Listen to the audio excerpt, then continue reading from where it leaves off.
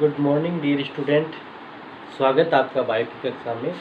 और जैसा कि पता है बच्चों कि अपन ने जो स्टार्ट किया था, अपन जो 11वीं कक्षा की जो बात कर रहे हैं, तो उसके अंदर जो यूनिट स्टार्ट करी थी अपन ने, जो आपके NCERT बेस बात कर बता रहा हूँ मैं। तो NCERT बेस बात बता रहा हूँ, उसमें जो अपन ने यूनिट जो स्टार्ट करी थी, वो जो यूनिट थी अपनी थर्ड यूनिट है। ठीक है, थर्ड यूनिट है। और उसके अंदर अपनी जो यूनिट चल रही थी वो चल रही थी सेल स्ट्रक्चर एंड फंक्शन, मतलब अपन डिस्कसिंग अबाउट द सेल। ठीक है, in this unit we are going to discuss about the cell. तो और उसके अंदर जो चैप्टर जो अपन ने स्टार्ट किया था, वो बच्चों चैप्टर था अपना जो 8th चैप्टर है वो था, और उसका नाम था cell a unit of life. ठीक है, जो एक इकाई है, यूनिट ऑफ लाइफ में जीवन की इकाई का जिसको बोलते हैं, वो ओपन थी।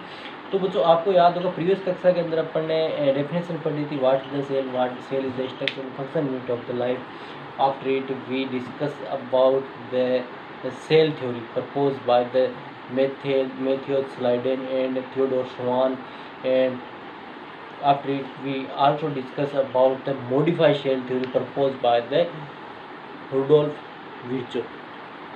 ठीक है, तो बच्चों उसके बाद जो आज की कक्षा के अंदर आज के लेक्चर में जो बात कर रहे हैं, वो एक और इसमें जो NCERT बेस NCERT के आधार पर ही मैं आपको बता रहा हूँ। तो वो आज की बात होगी, आज अपन बात करेंगे एन ओवरव्यू ऑफ सेल। ठीक है, an overview of cell. Overview of cell की बात करें तो इसमें क्या हो जाएगा कि जो एक कोशिका होती है, ठीक है, उसकी संरचना किस प्रकार से होती है, ओवरव्यू देखें उसमें क्या क्या मोटी मोटी चीज़ें क्या क्या होती है उसके अंदर, है ना, मोटी मोटी बेसिक चीज़ें होती है, वो किस प्रकार से होती है, क्या क्या उसके अंदर होती है, उनके बारे में अपन आज बात करेंगे। तो इसमें देखो बच्चों, जो अपन बात कर रहे हैं, तो इसके अंदर अपन डिस्कस करने के लिए एक ओवरव्यू देखने के लिए, सेल का ओवरव्यू देखने के लिए एक तो लेते हैं onion peel cell. Onion peel cell प्याज आप जानते हो, और दूसरी जो सेल लेते हैं वो लेते हैं एक चिक सेल। चिक जो अपने गाल की सेल होती है, तो वुमन सेल। तो ये ओनियन पील सेल तो एक टिपिकल प्लांट सेल है।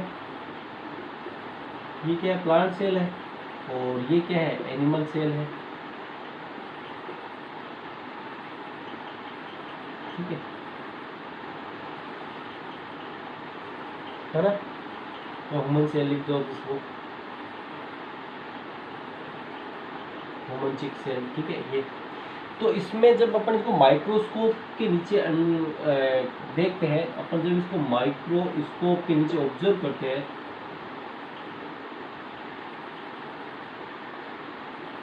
when we observe it under the microscope both the cell, दोनों सेलों को जब अपन माइक्रोस्कोप के नीचे ऑब्जर्व करते हैं, क्या देखते हैं, इसमें ओवरव्यू ऑफ सेल के अंदर अपन क्या पढ़ रहे हैं कि एक सेल के अंदर किस किस प्रकार की संरचना होती है, क्या क्या इसके अंदर टिपिकली क्या क्या फाउंड होता है, सेल के अंदर किस प्रकार की स्ट्रक्चर होती है। तो मैं यहाँ पे बताने जा रहा हूँ आपको कि अपन जब ऑब्जर्व करते हैं, we are observing the onion peel cell, cheek cell under the microscope, we find that तो इसमें देखो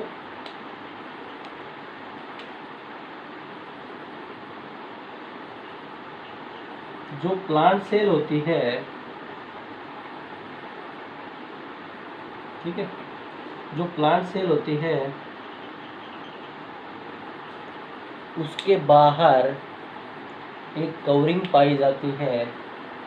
ठीक है, प्लांट सेल के बाहर एक जो कवरिंग पाई जाती है उसको क्या बोलते हैं बच्चों, सेल वॉल बोलते हैं। और सेल वॉल के अंदर क्या होती है, एक मेम्ब्रेन होती है, उसको क्या बोलते हैं, सेल मेम्ब्रेन होती है।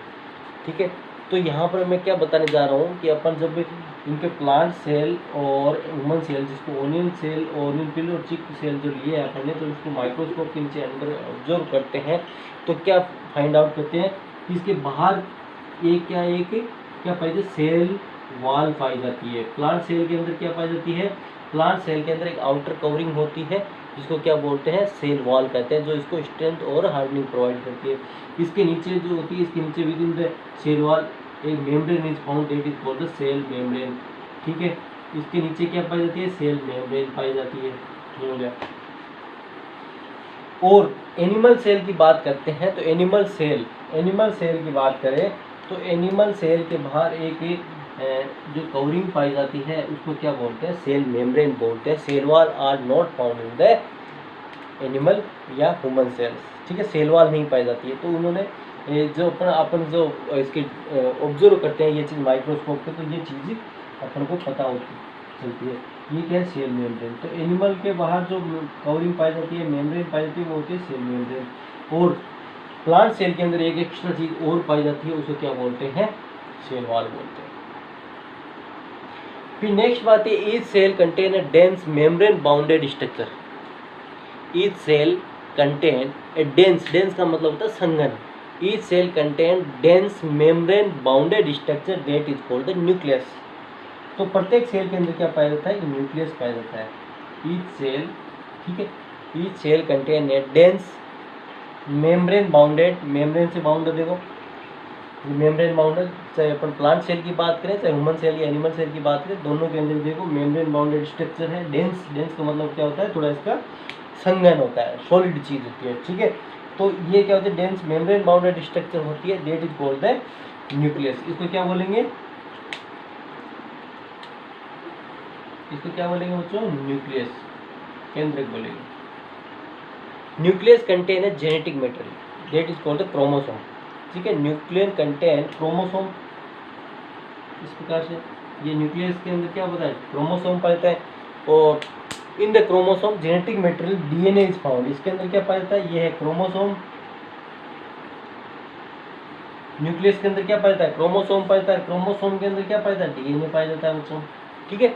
DNA is a genetic material. On the basis of the presence of the nucleus, cell divided into two types.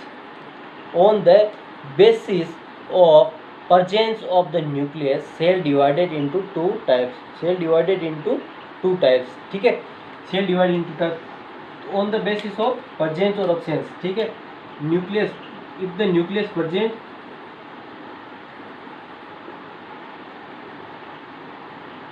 that is called the eukaryotic cell.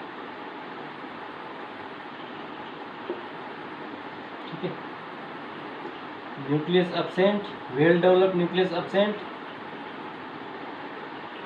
Membrane bounded या वेल डेवलप्ड अपन बात करें, है ना। तो अपन बात करें न्यूक्लियस के आधार पर जो सेल्स होती है वो दो प्रकार की होती है, ठीक है।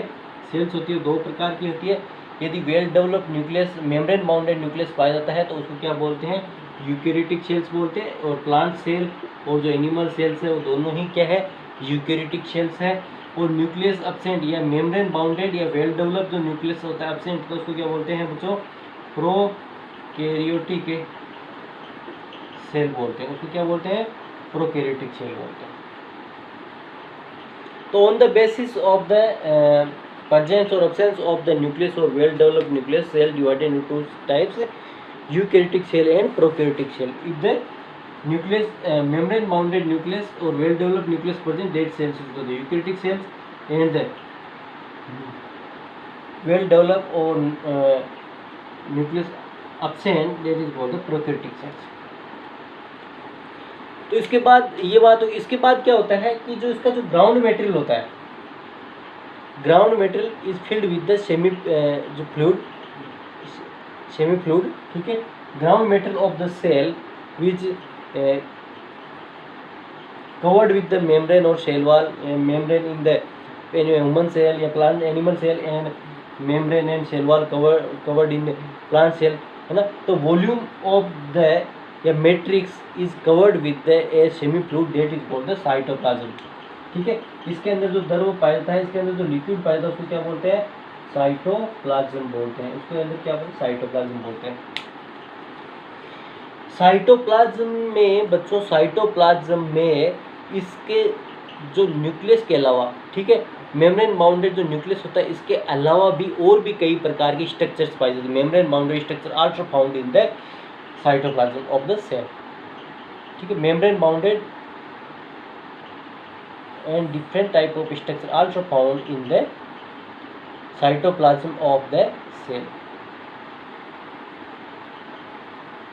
These are called the cell organelles. These structures are called cell organelles. These structures are called cell organelles.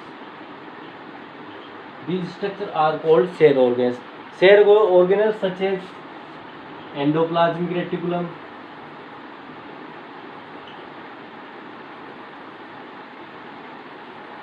Endoplasmic reticulum, Golgi body, Golgi body, lysosome, mitochondria, chloroplast, chloroplast plant cell, microbodies, vacuole, some other also found. So these are the cell organelles found in the found in the cytoplasm of the cell along with the dense body, membrane bound dense body, that is called nucleus. ठीक है, nucleus के साथ में ये भी ये cell organs होते हैं, वो भी क्या होता है, यूकैरियोटिक जो सेल्स होते हैं उनके सबके अंदर पाए जाते हैं।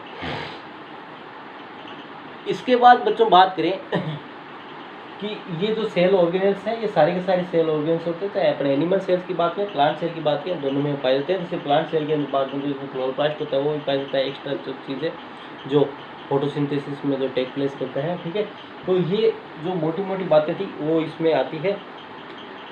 अब इसके बाद बच्चों तो इसमें अपन ने यहाँ पर ये बात करी है कि जब अपन ओनियन सेल और चिक सेल जो होती है उसको ऑब्जर्व करते हैं, तो चिक तो ह्यूमन सेल होगी, ओनियन सेल प्लांट सेल होगी, तो उनमें डिस्कस करते हैं। तो जो ये सेल्स होती है ना, जो प्लांट सेल्स होती है उसके बाद सेल वॉल पाई जाती है और उसके नीचे मेम्ब्रेन, सेल मेम्ब्रेन पाई जाती है।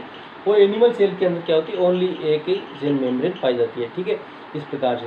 और उसमें अपन ने बताया डेंस बॉडी पाई जाती है, मेम्ब्रेन और डेंस बॉडी, उसको न्यूक्लियस बोलते हैं। न्यूक्लियस के अंदर क्या होता है, जेनेटिक मटेरियल होता है, जो क्रोमोसोम होता है, क्रोमोसोम में जेनेटिक मटेरियल डीएनए पाया जाता है। ठीक है, जो रेस्पॉन्सिबल होता है किसके लिए होता है, जेनेटिक इन्फॉर्मेशन ट्रांसफर करने के लिए। इसके साथ में क्या होता है कि इसका जो मैट्रिक्स है, जो इसका जो वॉल्यूम है सेल का, it is filled with the semi fluid that is called the cytoplasm.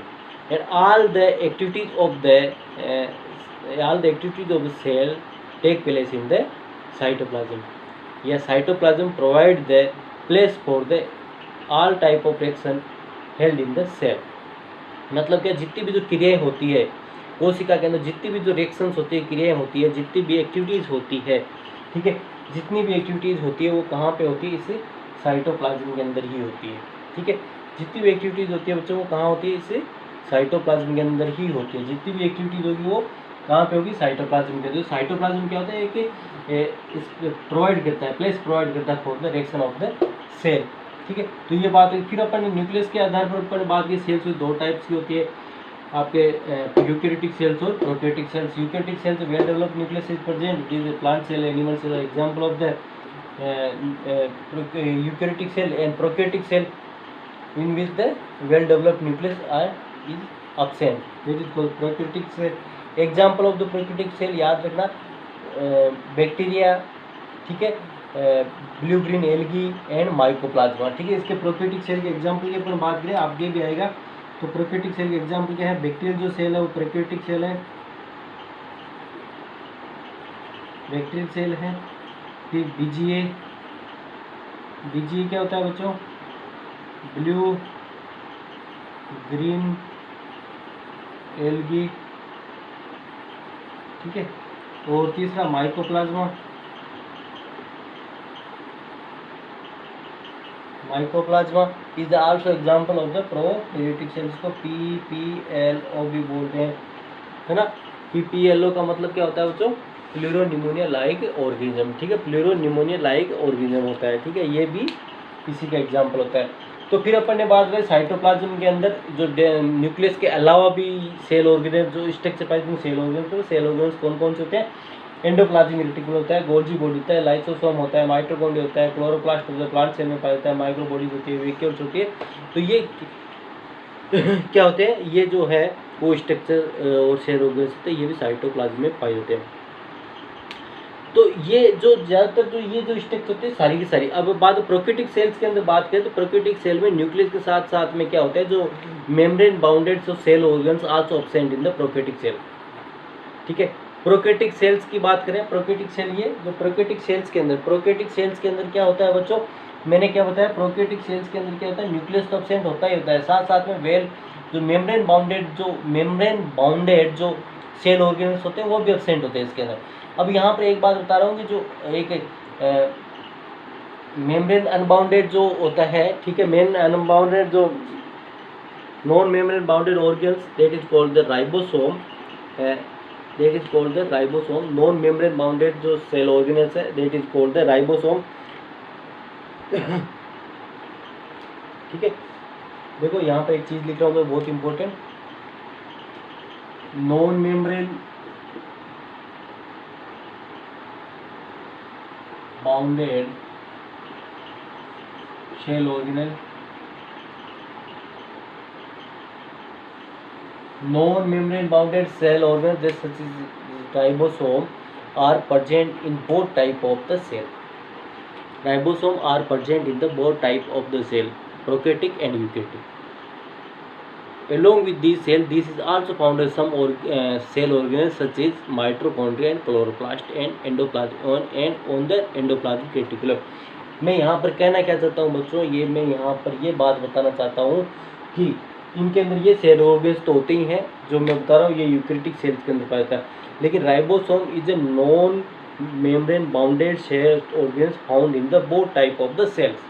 Both type of the cells का मतलब होता है कि ये जो मैं बता रहा हूँ राइबोसोम की बात बता रहा हूँ, तो ये यूकैरियोटिक सेल्स के अंदर भी पाया जाता है और प्रोकैरियोटिक सेल्स के अंदर भी पाया जाता है। और यूकैरियोटिक और प्रोकैरियोटिक सेल के साथ साथ में ये किस में पाया जाता है, ये साथ साथ में माइटोकॉन्ड्रिया में पाया जाता है, माइटोकॉन्ड्रिया में पाया जाता है और क्लोरोप्लास्ट में भी पाया जाता है। ठीक है, क्लोरोप्लास्ट में पाया जाता है। तो मैं कहने का मतलब क्या है कि आपको याद रखना है नॉन जो ribosome non membrane bounded cell organelles found in the both type of cell, eukaryotic and prokaryotic cell. Along with these also found in some organelles such as mitochondria, chloroplast in plant and endoplasmic reticulum. ठीक है, तो इनके अंदर like the endoplasmic reticulum.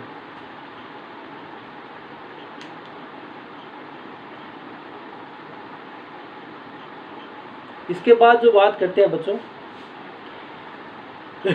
Animal जो sales होती है, ठीक है, ये एनिमल सेल्स है, जैसे इसमें अपन बता देते हैं, मैं आपको स्ट्रक्चर बना के बताता हूँ जैसे किस प्रकार से होती है, आगे अपन इनकी स्ट्रक्चर डिस्कस करेंगे। जैसे ये हो गया आपके एंडोप्लाज्मिक रेटिकुलम होगी, और ये होगी आपकी गोल्जी बॉडी होगी, ये माइटोकॉन्ड्रिया हो गया, ठीक है, इस प्रकार से ये आपके क्लोरोप्लास्ट हो गया, है ना, और ये लाइसोसोम हो गया, ये वैक्यूल होगी, इस प्रकार से स्ट्रक्चर इनमें पाई जाती है। और ये जैसे अपन एनिमल सेल की बात करें तो ये हो गया एंडोप्लाज्मिक रेटिकुलम हो गया, ठीक है, और ये आपकी होगी गोल्जी बॉडी होगी, ये लाइसोसोम हो गया, ये माइटोकॉन्ड्रिया हो गया, ठीक है, ये इस प्रकार से, ठीक है, ये राइबोसोम हो गया इस प्रकार से। तो इस प्रकार की स्ट्रक्चर जितने वैक्यूल जो होते हैं ये इनमें पाई जाती है। और साथ साथ ही अपन यहाँ पर मैं बात बताने जा रहा हूँ, एक आप जो नोट्स बनाओगे एनसीईआरटी में मिल जाएगा सारी चीज़ें, तो स्टार लगा के लिखना कि इसके अंदर एनिमल सेल के अंदर एक non membrane bounded cell organelles और होता है, ठीक है।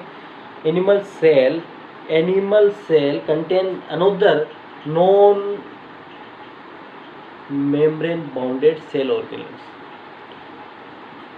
non-membrane bounded cell organ that is called the centriole, which help in the cell division। बहुत इंपॉर्टेंट लाइन है, मैं यहाँ पर लिख रहा हूँ। जो एनिमल सेल्स होती है, ठीक है, एनिमल सेल्स के अंदर क्या होता है, एनिमल सेल के अंदर क्या बता रहा हूँ मैं, एक non membrane bounded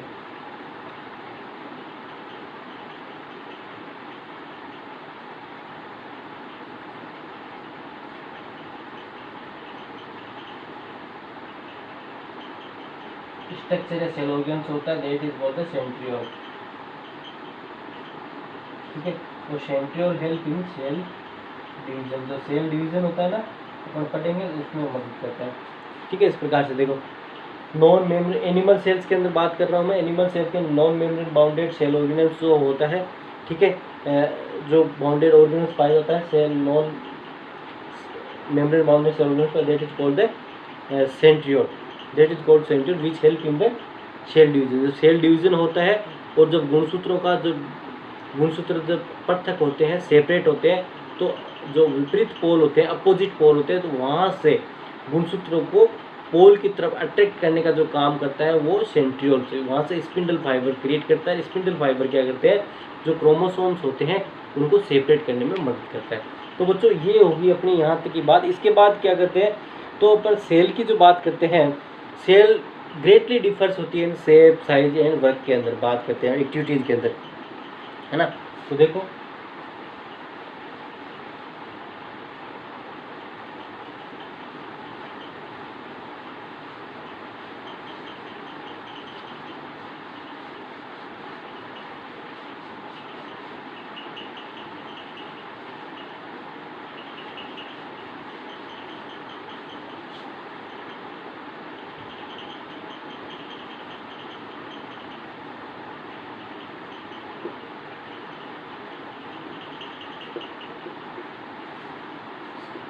size and activities.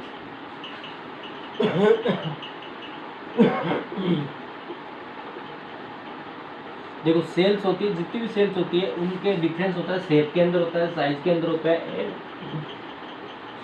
उनकी एक्टिविटीज के अंदर डिफरेंस होता है। कैसे, जैसे अपन सबसे बात की स्मॉलेस्ट जो सेल है, स्मॉलेस्ट सेल है वो है आपके माइकोप्लाज्मा की, जिसको PPLO भी बोलते हैं। PPLO क्या होता है बच्चों, प्लूरो निमोनिया लाइक ऑर्गेनिज्म, ये पढ़ेंगे अपन। PPLO क्या माइकोप्लाज्मा होता है, इससे क्या होता है रेस्पिरेटरी सिम्टम डेवलप होते हैं, निमोनिया से सिम्टम डेवलप होते हैं। तो इसके लिए माइकोप्लाज्मा क्या होता है, PPLO बोलते हैं, PPLO pleuro pneumonia like organism बोलते हैं। तो इसकी जो साइज होती है वो 0.3 माइक्रोन मीटर होती है, ठीक है। इसके बाद बात करें बैक्टीरियल जो सेल है, बैक्टीरियल सेल की साइज है 3 से लेकर 5 माइक्रोन मीटर होती है, ठीक है। और सबसे जो बिगेस्ट सेल है, बिगेस्ट सेल वो आइसोलेटेड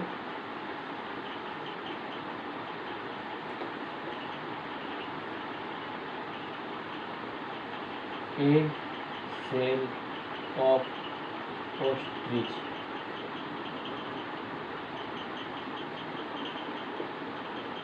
ठीक है। ऑस्ट्रिच की जो एक सेल्स होती है वो सबसे बिगेस्ट सेल होती है, सबसे बड़ी सेल्स होती है। लॉन्गेस्ट सेल है, लॉन्गेस्ट सेल की बात करें तो नर्व सेल होती है। और जो मल्टी सेलुलर जो ऑर्गेनिज्म होते हैं, अपन में बात करते हैं RBC की जो साइज़ होती है, RBC की ह्यूमन RBC की साइज़ होती है वो होती है 7 माइक्रोन मीटर होती है। जो अपनी रेड ब्लड सेल्स होती है उसकी जो साइज़ की बात करें वो कितनी होती है बच्चों, 7 माइक्रोन मीटर होती है। इसके साथ ही अपन बात करें तो जो इनकी जो स्ट्रक्चर्स होती है, ठीक है, वो भी अलग अलग होती है। कि अपन RBC की बात करें तो RBC शेप होती है राउंड एंड बाई कॉनकेव होती है। मतलब क्या होती है, दोनों तरफ से तो कॉनकेव होती है। तो ये राउंड एंड बाई कॉनकेव किसकी है, RBC की। जो रेड ब्लड सेल्स होती है उसकी अपन बात करें तो राउंड एंड बाई कॉनकेव होती है, ठीक है। इसके बाद अपन बात करते हैं जो एपिथेलियल जो है आपका वाइट ब्लड सेल्स है,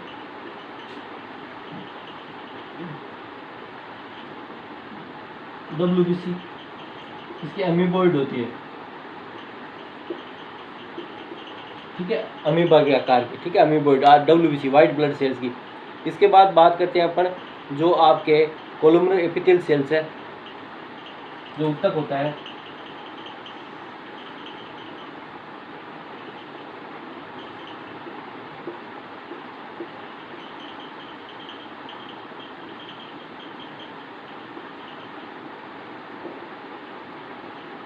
कोलुमनर एपिथेलियल सेल्स की लॉन्ग एंड नैरो होती है। इसके बाद अपन बात करें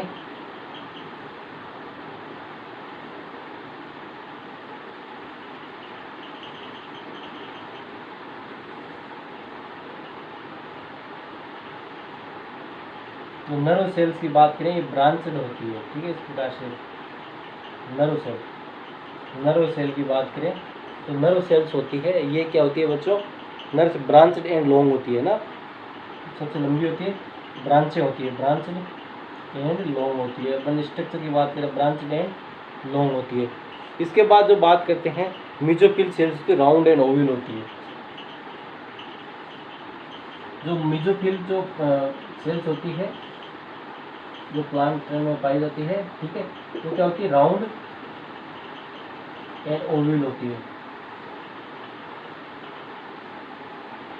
मेसोफिल सेल्स, मेसोफिल सेल्स। इसके बाद जो बात करते हैं जो ट्रेकिड्स होती है वो इलोंगेटेड होती है, ट्रेकिड्स होती है, ठीक है, ट्रेकिड ये इलोंगेटेड होती है।